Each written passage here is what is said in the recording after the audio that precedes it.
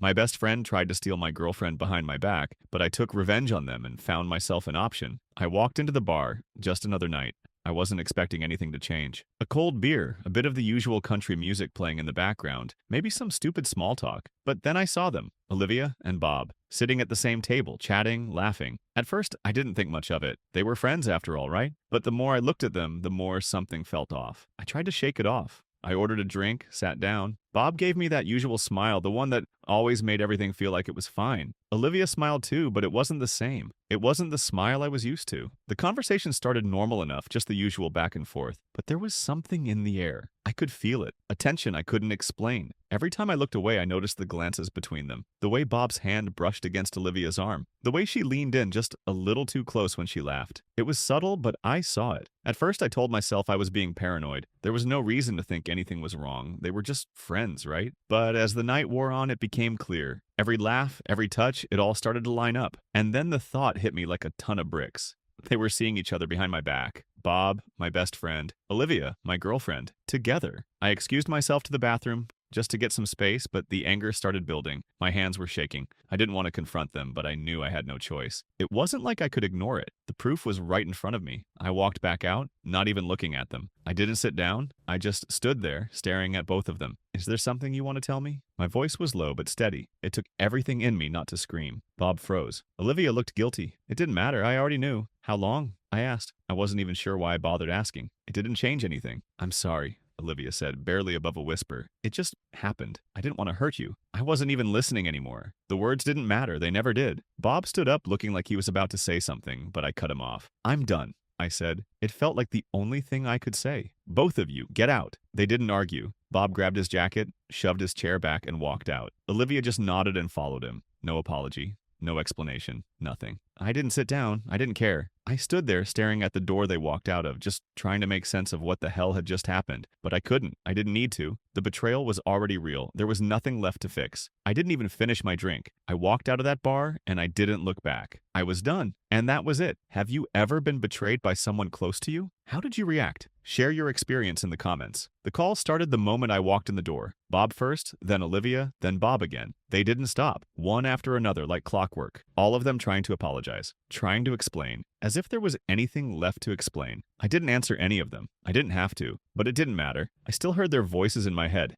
even with the phone off. Bob saying he never meant for it to happen. Olivia saying she was sorry, that she was confused. It all sounded like the same bullshit. I'd spent the last few years thinking everything was fine. And for what? To have it all crash down in one night? It didn't make sense. It was hard to let go of the years of friendship with Bob, of the time I spent with Olivia thinking we were building something. I thought we had something solid, but I was wrong, and I didn't know how to feel about it. I didn't know how to feel about anything anymore. I ended up pacing around my apartment that night, trying to make sense of what had happened. The betrayal wasn't just from them, it was from me too. I should have seen it coming. I should have noticed. But I didn't. I was too trusting. I was too damn naive. And now they were gone. I didn't care about their apologies. I didn't care about their reasons. I just wanted them out of my life. So I ignored their calls. I ignored the texts. It felt like I was suffocating, though. Every minute that passed, I kept thinking about all the good times, the laughs, the inside jokes. All of it meant nothing now. It was just a lie. A big damn lie. And no matter how hard I tried to push it out of my head, I kept remembering the way they looked at each other, the way they touched each other like they'd never touched me. It pissed me off more the longer I thought about it. Then came Alice. I'd met her a while back at a party. We'd talked a bit, but nothing serious. She was easy to talk to, though, so when I ran into her a couple of days after everything went down, it wasn't awkward. I didn't know what to say to her at first, but she didn't care. She just started talking like nothing had happened, like she wasn't seeing me at my lowest. And it felt good, honestly. She didn't know what I was going through. She wasn't judging me. She was just there talking about random stuff, making me laugh. And for the first time since that night, I felt like I could breathe again.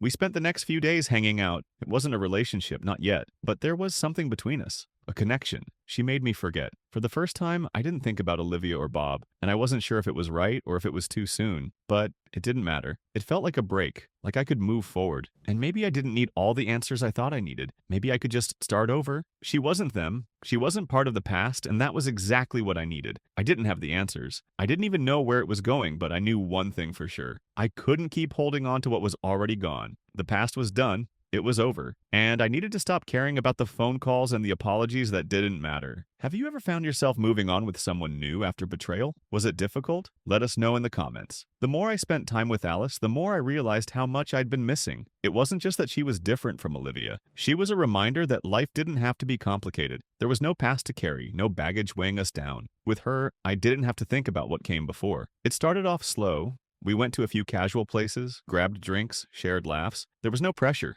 no expectations. But the more we talked, the more I felt something shift. It wasn't just about moving on, it was about finding someone who wasn't tangled up in the mess I'd been through. And I didn't expect to feel it so quickly, but I did. I was starting to fall for her. It wasn't something I planned, but it happened. One night, after a few weeks of hanging out, we were sitting on the couch at my place, a bottle of wine between us. She was talking about her job, her friends, just small stuff, but there was something in her voice, something in the way she said it that made me stop and listen. That was when she told me about the time I had unknowingly saved her years ago. It didn't hit me right away. She was talking about a party, something from years ago, long before we'd met. She said I had stepped in to help her out of a bad situation, something with some people she didn't feel safe around. I hadn't known at the time, but I had intervened, made sure she was okay. I didn't think much of it then, but hearing her talk about it now, it made sense. That was the moment I realized how much more there was to her than I'd ever known. She wasn't just some new person in my life. She was someone who had her own history, her own depth. And somehow, in the middle of all my mess, I'd been a part of something good. We were both quiet for a while after she finished the story, and then she looked at me and I could see something different in her eyes. "You're not like him," she said. "You're not like Bob." I didn't have to say anything. The silence was enough. It wasn't about Bob anymore. It was about us, about what we were building, whatever that was. And I realized then that this was real. This was different. The more we spent time together, the clearer it became. I was ready for something new. I didn't have to keep looking back. This wasn't some rebound. It was real, and I was ready for it. I remember one evening, after we'd spent a weekend in the city, just the two of us, I looked at Alice and knew what I had to do. I had to ask her. I had to make it official. I proposed. Simple, nothing fancy, just the two of us on a rooftop overlooking the city. I didn't need anyone else to be there. It was just us, the city lights, and the future that I was finally starting to see clearly. She said yes, of course, but it wasn't just the answer that made everything real. It was the way she looked at me. There was no hesitation, no doubt. It was like she had always known. I was ready. I was ready for the next chapter, for the life I had been building, for the love that was now growing between us. And for the first time, I felt like I wasn't just running away from something, I was running toward something. When I introduced Alice to my family, I saw how they reacted. They liked her. No, they loved her. And when they saw how happy I was, it was clear to them too. This wasn't some rebound. This wasn't some quick fix. This was real, this was different. And for the first time in a long time, I felt peace. What does it take for someone to win your family's approval? Share your thoughts in the comments. The wedding was just around the corner. Alice and I had spent months planning, finalizing details, picking out venues, worrying about everything we could possibly think of. It was stressful. There were moments when I thought we might snap at each other, but we never did. We handled it together, and in a way, I think that made us stronger. There was a kind of rhythm between us now, a partnership that I didn't realize we'd built until it was already there. Still, stress piled up. The guest list was too long. We couldn't agree on the seating arrangements. The caterer messed up some orders. It was typical wedding chaos. But every time we got frustrated, we'd remind each other why we were doing this in the first place. Because we loved each other, and this was just a step toward the rest of our lives. It wasn't about the perfect wedding, it was about the marriage after. As we got closer to the date, though, I started feeling a knot in my stomach. I wasn't scared. At least not in the way you'd expect someone to be before they get married. It was more like a quiet uncertainty. What happens after this? What happens once we're in the thick of it, living every day together? Would I still feel this way in 5 years? 10? It wasn't a lack of trust in Alice. It was just a natural fear of the unknown. Marriage is a big commitment. You don't just change your life for someone else without wondering if you're really prepared for it. I kept it to myself for a while, but then one evening, as we were sitting in our tiny apartment, Alice looked at me and asked, "What's on your mind?" I couldn't hide it anymore. "I'm just nervous," I admitted. "About the wedding. About everything after. I don't know what it's going to be like, you know?" She smiled. It wasn't one of those "I'll make everything better" smiles. It was real. It's going to be messy. It's going to be hard. But we're doing it together. And that's enough. And for the first time in a while, I realized how true that was. It wasn't about the perfect ceremony or the perfect life. It was about us. We were building this thing together, step by step. The mess was part of it.